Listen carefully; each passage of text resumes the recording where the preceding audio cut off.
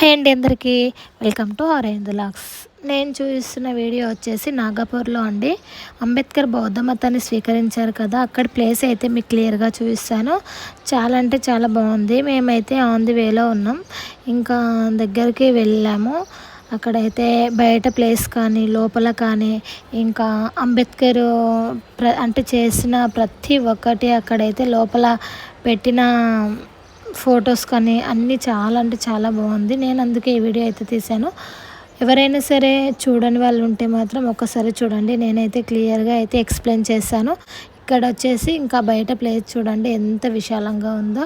ఇంకా లోపల అంతా భారతదేశంలోనే మహారాష్ట్రలో నాగపూర్ నగరంలో ఉందండి ఇది. ఇక్కడ అంబేద్కర్ సుమారుగా 6 లక్షల మందితో అయితే బౌద్ధ మతాన్ని స్వీకరించారు. భారతదేశంలోని ప్రజాస్వామ్యం విజయవంతం కావాలంటే భారతదేశంలోని సమాజాన్ని ప్రజాస్వామీకరించాలి.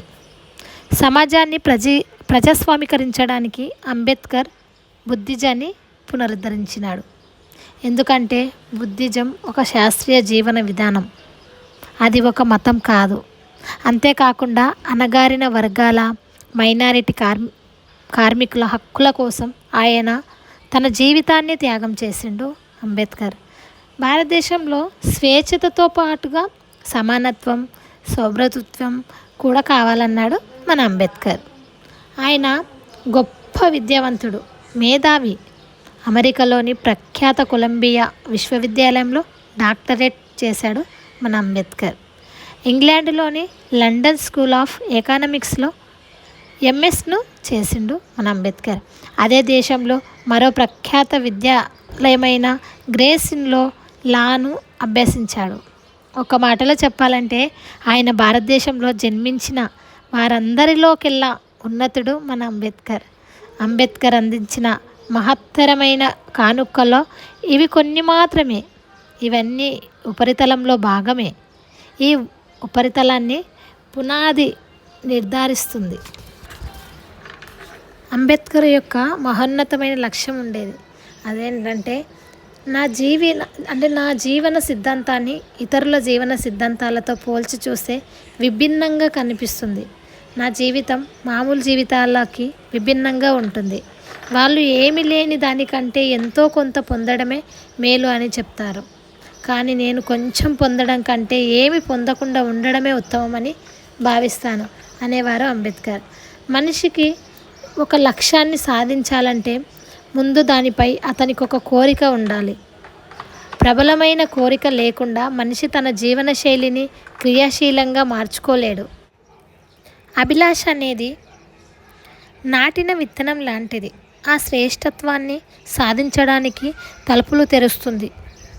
అభిలాష మనిషిని ప్రోత్సహిస్తుంది, ముందుకు నడుపుతుంది, బలపరుస్తుంది అనేవారు అంబేద్కర్. ఉన్నతమైన ఆశయం వైపు ఉండి మనిషితో పోరాటం చేయిస్తుంది. ఇంకా అంబేద్కర్ అయితే నేను ఉన్నతమైన కళని కన్నాను, వాటిని సాధన కోసం నిరంతరం శ్రమిస్తాను, నేను చిన్న చిన్న పదవుల్ని ఎప్పుడూ కాంక్షించలేదు అనేవారు అంబేద్కర్. నిజమే, అంబేద్కర్ చేసిన వాటిలో మనం అయితే ఏమీ చేయలేం. గొప్ప వ్యక్తి కదా. ఇంకా తను చేసిన ఈ ప్రతి ఒక్కటైతే ఇక్కడైతే ఫొటోస్ అయితే పెట్టారు. ఇంకా ఎక్కడెక్కడ ఏం చేశారు, ఎప్పుడు ఏంటి అనేది మొత్తం డేట్తో సహా అయితే ఇక్కడ చాలా అంటే ఫొటోస్ కూడా పెట్టారు. కింద మ్యాటర్ కూడా రాశారు. అవన్నీ అయితే క్లియర్గా అయితే నేను ఇక్కడ వీడియో అయితే తీశాను. మీరు ఎవరైనా చదవాలనుకుంటే అదైతే మధ్య మధ్యలో అయితే స్టాప్ చేస్తూ స్కిప్ చేయకుండా ప్రతి ఒక్కటి అయితే తెలుసుకోవచ్చు. అంబేద్కర్ జీవితంలో 3 ప్రధానమైన దశలున్నాయి. మొదటిది ఏంటంటే భారతదేశాన్ని, ప్రపంచాన్ని అర్థం చేసుకోవడానికి ప్రయత్నించడం. దానికోసం తనకు అందుబాటులో గల గ్రంథాలన్నిటినీ చదివిండంట అంబేద్కర్. ప్రపంచంలో లెక్కకు మించిన గ్రంథాన్ని అధ్యయనం చేసిన వారిలో ఆయన ఒకడంట అంబేద్కర్. రెండవది భారతదేశాన్ని మార్చాలనే లక్ష్యంతో అంబేద్కర్ దేశం గురించి విస్తృతంగా రచనలు రాశారంట. మూడవది వచ్చేసి కుల మత భూస్వామ్య సంస్కృతి పునాదులపైన వివక్షపూరితమైన అణిచివేతతో కూడిన హేతుబద్ధం కాని భారతదేశాన్ని వివేకవంతమైన దేశంగా మార్చడానికి క్రియాశీల పాత్ర వహించడంలో ఆయన ప్రథముడు అంబేద్కర్. ఈ 3 దశలను విజయవంతంగా చేయగలిగాడంటే సమయాన్ని ఉపయోగించుకోవడానికి అత్యంత ప్రాధాన్యత ఇవ్వడమే. అంటే మనము సమయాన్ని వృధా చేయలేమంటే ఏదైనా చేయగలం. సమయాన్ని వృధా చేస్తున్నామంటే మనము ఏం చేయాలని మనలో ఆశ లేదు, అలాగే ఆశ ఉన్నా కూడా అది మనము సాధించలేమనే అర్థం. ఎప్పుడంటే సమయాన్ని వృధా చేసినప్పుడు. నేను కూడా సమయాన్ని వృధా చేస్తుంటాను, కానీ అంబేద్కర్ గురించి తెలుసుకుంటే మాత్రం ఆ క్షణం అనిపిస్తుంది ఒక్క నిమిషం కూడా వేస్ట్ చేయొద్దని. మళ్ళీ తర్వాత అయితే ఇంకా ఆటోమేటిక్గా మళ్ళీ టైం అయితే వేస్ట్ చేస్తూనే ఉంటాం కదా. నేనైతే అలాగే చేస్తుంటా, కానీ కొంతైనా మారాలని నా ఆశ. లోపలైతే అంబేద్కర్ గురించి అయితే మొత్తం అయితే ఉంచారు అక్కడ. చాలా అంటే చాలా ప్రశాంతంగా కూడా ఉంది లోపలైతే.